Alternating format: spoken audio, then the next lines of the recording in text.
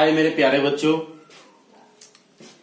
आज जो हमारा टॉपिक स्टार्ट होने जा रहा है उस चैप्टर का नाम है समाकलन, इंटीग्रल्स। चैप्टर नंबर 7 है। ये सेकंड बुक एनसीईआरटी बुक का है, 12th क्लास मैथमेटिक्स का। तो समाकलन में हमें क्या देखना होगा, इसमें हमें क्या क्या चीजें थोड़ी थोड़ी याद होनी चाहिए जिसकी सहायता से हम अपने क्वेश्चनों को बहुत ही सरल तरीके से सॉल्व कर सकें। तो आपने इससे पहले एक चैप्टर पढ़ा है डिफरेंशिएशन, अवकलज। तो उसमें आपने देखा था कि डी अपॉन डी एक्स की पावर एन जो होता था वो एक्स की एन स्टार्टिंग में आ जाता था और एक्स की पावर एन -1, ये पढ़ा होगा। तो ये डिफरेंशिएशन में था और डिफरेंशिएशन के फॉर्मूलों का जस्ट अपोजिट फॉर्मूला जो है वो हम समाकलन में यूज करने वाले हैं, क्योंकि इनमें आपस में बहुत गहरा रिलेशन है, ये एक दूसरे के विपरीत हैं।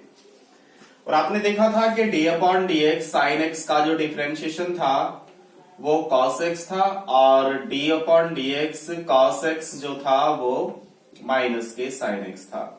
तो इस पर बात नहीं करेंगे आप, क्योंकि हमने डिफरेंशिएशन में आपको बता दिया था।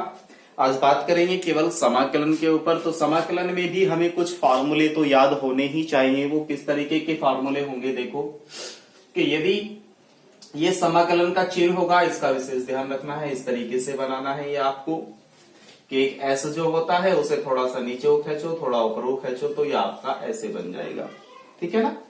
तो ये समाकलन का चिन्ह होगा। और यदि हमें x की पावर n, n फॉर ये नेचुरल नंबर है और x की पावर n ये एक पूरा फलन हो गया कि यदि हमें इसका समाकलन करना हो तो समाकलन होगा इसका x की पावर n+1 अपॉन n+1 और प्लस में एक कांस्टेंट जोड़ देंगे c। ये समाकलन नियतांक होगा। ये जो प्लस में जुड़ा हुआ है ये क्या होगा, समाकलन नियतांक होगा।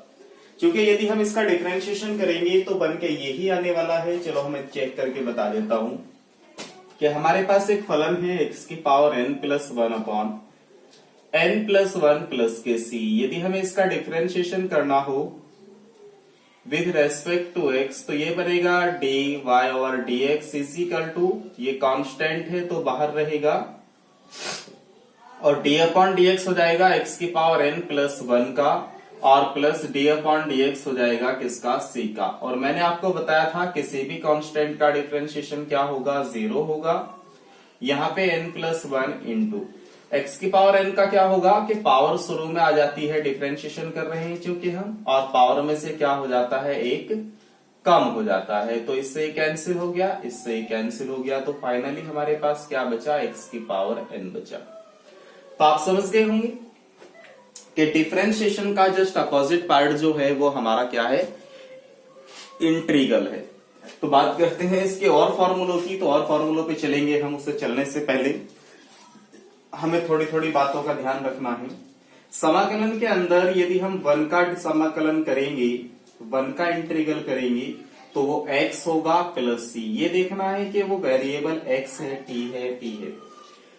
क्योंकि यहाँ पे समाकलन जो है वो dx है, तो यहाँ पर वेरिएबल क्या है, x है, तो इसलिए इसे x लिखा है। यदि इस तरीके से होता 1 का dt तो इसे हमें लिखना होता t प्लस c। बात समझ गए ना। ये डिफरेंस, ये जो dt है इसके ऊपर डिपेंड करेगा कि यहाँ पे हमारा t आना चाहिए या यहाँ पे हमारा x आना चाहिए। बात समझ गए। आगे बढ़ते हैं।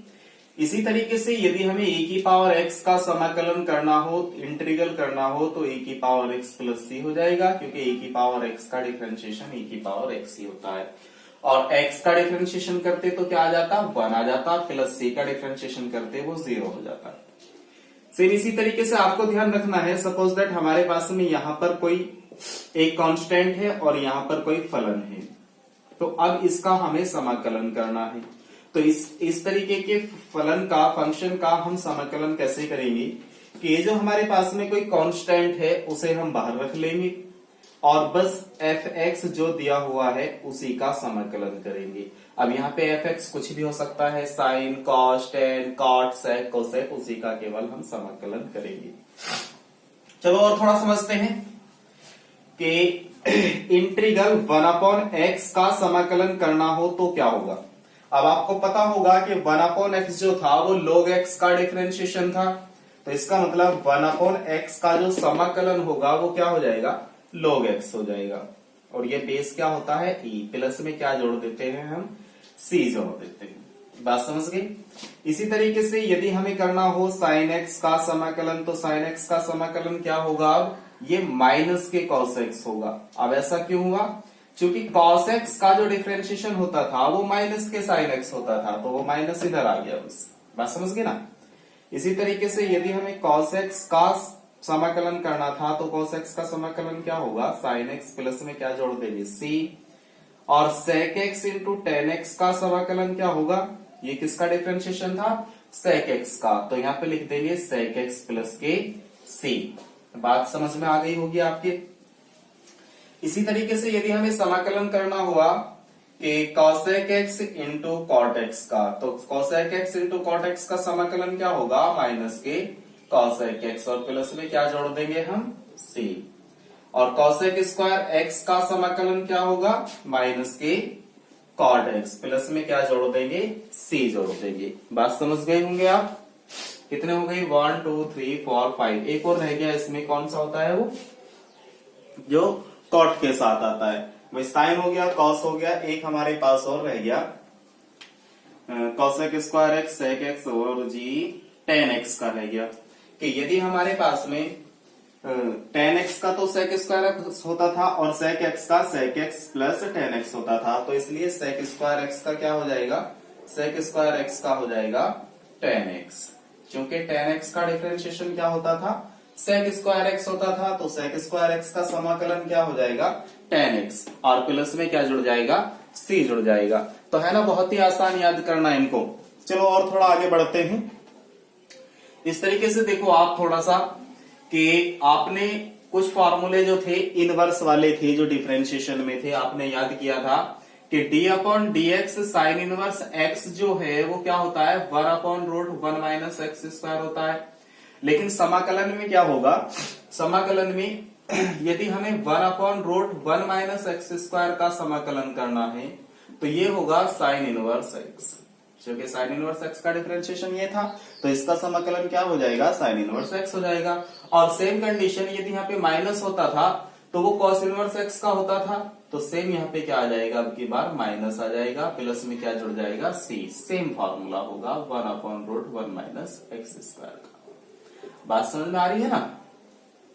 इसी तरीके से यदि 1 अपॉन 1 प्लस एक्स स्क्वायर लिखे हम यहाँ पे, तो ये किसका फॉर्मूला था, ये तो tan इनवर्स x था, प्लस में क्या जोड़ देंगे इसमें c, क्योंकि हम इसका समाकलन कर रहे हैं। और यहाँ पे यदि माइनस लगा दें तो भी यही फॉर्मूला बन जाएगा, क्योंकि कॉट का भी होता था। कॉट इनवर्स x का डिफरेंशिएशन क्या होता था, minus 1 upon 1 plus x square, और प्लस में क्या जुड़ जाएगा, c जुड़ जाएगा। बात क्लियर समझ में आ रही होगी। और यदि हमारे पास में इस तरीके से आता है 1 upon x root x square minus 1 dx, तो ये क्या होगा, इसका समाकलन sec इनवर्स x होगा, क्योंकि sec इनवर्स x का डिफरेंशिएशन यही था, प्लस में क्या जोड़ देंगे, c। और यहीं पे यदि माइनस लगा हुआ होता था तो वो काहे का फॉर्मूला होता था, cosec का होता था, तो सेम कंडीशन हम cosec का माइनस इधर ले लेंगे, तो ये बन जाएगा cosec इनवर्स x प्लस के c।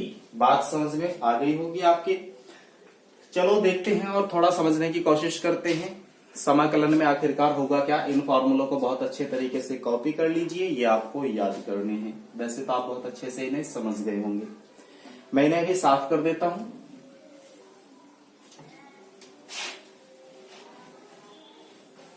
आपको कुछ इनके इस तरीके से टॉपिक समझने होंगे कि जब हम समाकलन के क्वेश्चन करें तो हमें कोई प्रॉब्लम नहीं होनी चाहिए।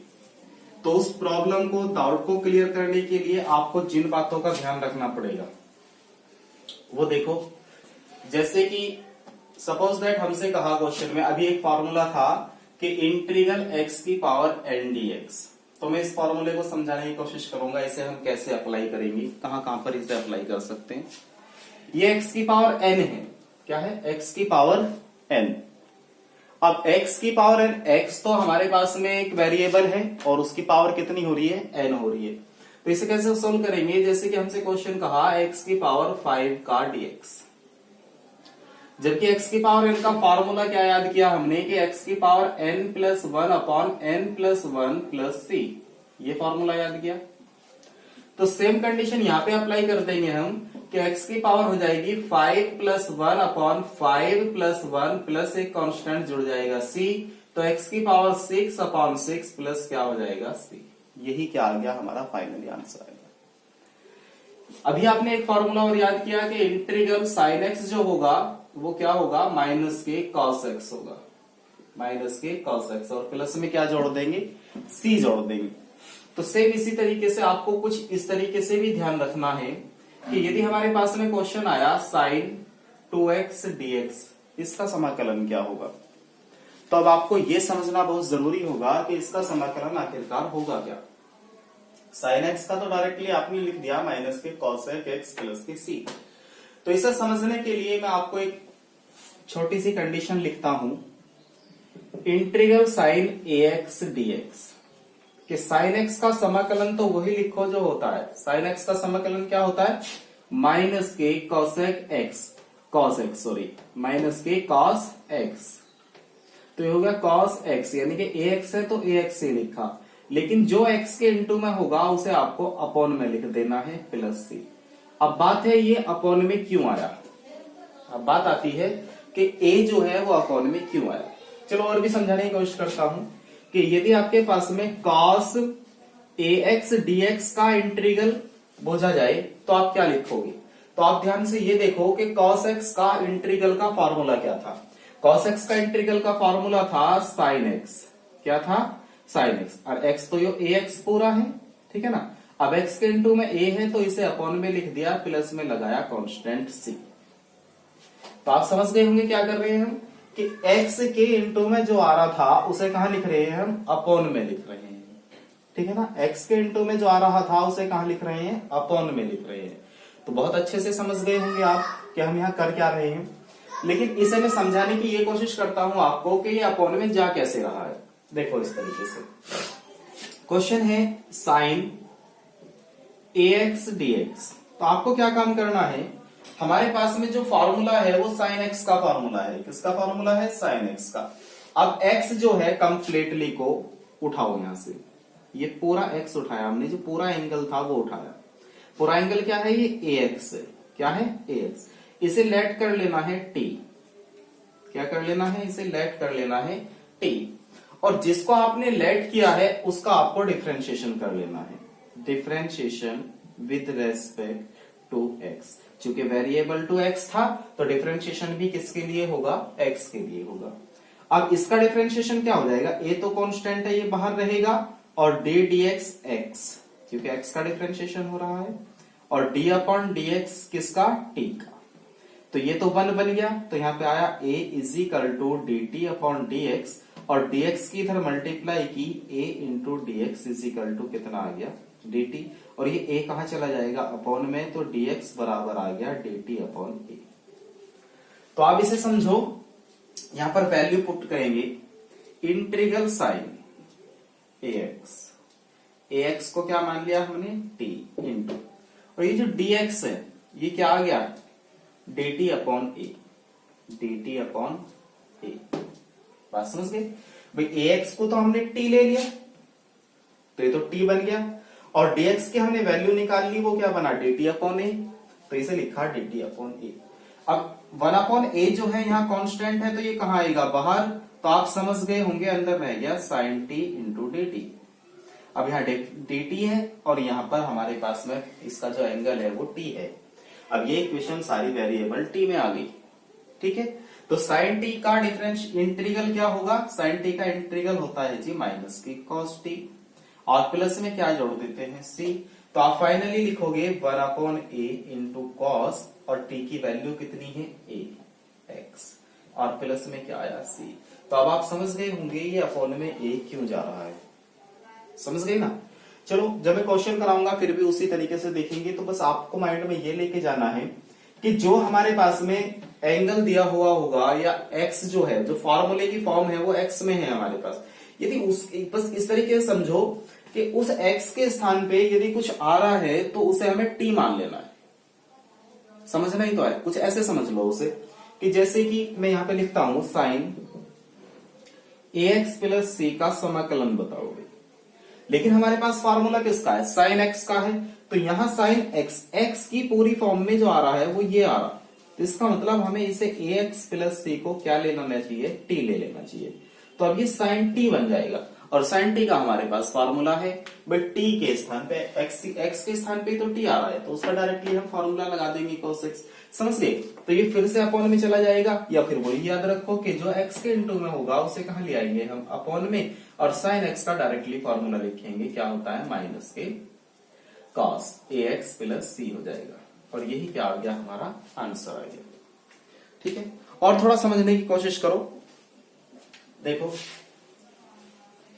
इस तरीके से करेंगे, मैं इसे साफ कर देता हूं।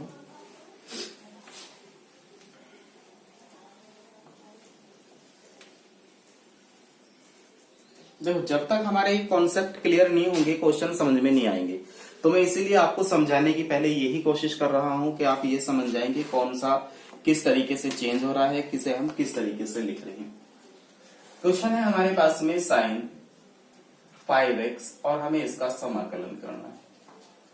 तो एक तरीका तो ये है, केवल आप ये याद रखो कि साइन x का जो समाकलन होता है वो माइनस के cos x होता है, cos x, अब x कितना है हमारे पास 5x, और फिर बताया कि जो भी x के इंटू में हो उसे अपॉन में लिख देना है, प्लस में क्या आ जाएगा c, और फाइनली यही क्या होगा, हमारा आंसर होगा।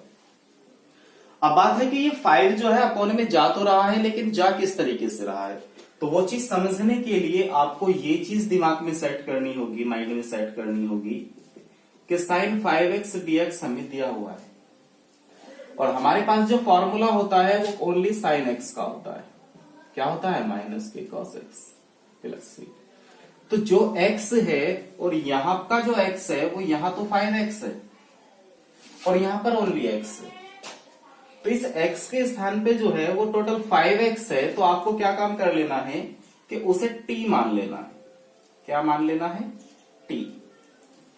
ये बात समझ गए, क्योंकि यहां पे x था और यहां पे 5x था, तो चेंज है ना दोनों में, एंगलों में, तो आपको क्या लेना है कि उसे सारे को t मान लेना, और शर्त ये है कि जिसे आपने t माना है उसका आपको डिफरेंशिएशन करना है, क्या करना है, डिफरेंशिएशन करना है। तो जब आप इसका डिफरेंशिएशन करोगे विद रेस्पेक्ट टू x, क्योंकि वेरिएबल तो x ही था, जब डिफरेंशिएशन करोगे तो 5 कांस्टेंट है बाहर रहेगा, डिफरेंशिएशन होगा x का, तो d upon dx x plus, और t का डिफरेंशिएशन क्या होगा, dt अपॉन dx हो जाएगा।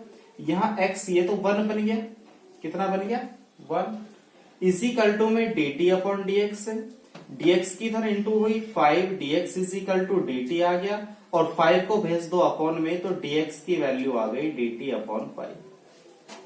अब इसे क्वेश्चन को देखो ध्यान से कि समाकलन साइन, इसे क्या माना है आपने t, और आप ध्यान से देखो dx की वैल्यू क्या आ गई हमारी dt अपॉन 5। अब ये 5 कांस्टेंट है, इसे बाहर रखेंगे और समाकलन रह गया हमारा sin t इंटू dt, और ये फॉर्मूला हमें आसानी से याद है कि sin t जो होता है वो माइनस की cos t होता है, प्लस में क्या जोड़ देते हैं c, क्योंकि हम समाकलन कर रहे हैं। अब t की वैल्यू क्या है, t का मान लौटाओ, t की वैल्यू है 5x, तो आंसर बना 1/5 इंटू cos 5x, और प्लस में कितना है c। तो मैं उम्मीद करता हूं ये बात आपको बहुत अच्छे से समझ आ गई होगी। अब हम क्वेश्चन स्टार्ट करेंगे इसके। यदि आपको कोई चीज समझ में नहीं आई है तो आप मुझे कमेंट बॉक्स में जरूर बताइएगा। आने वाली वीडियो में हम आपको इसके सभी क्वेश्चन करा देंगे, इसकी 7.1 प्रश्नावली कंप्लीट करा देंगे। और चैनल पर पहली बार आए हो तो इससे पहली वाली वीडियो जो है वो जरूर देखिएगा, क्योंकि हमने उसमें क्या क्या कराया है, किस तरीके के क्वेश्चन है, क्योंकि हम 6 चैप्टर तक उसमें वीडियो कंप्लीट करा चुके हैं। ये 7वां चैप्टर स्टार्ट किया है। मिलते हैं अब हम आपसे नेक्स्ट वीडियो के साथ, और नेक्स्ट वीडियो में हम आपको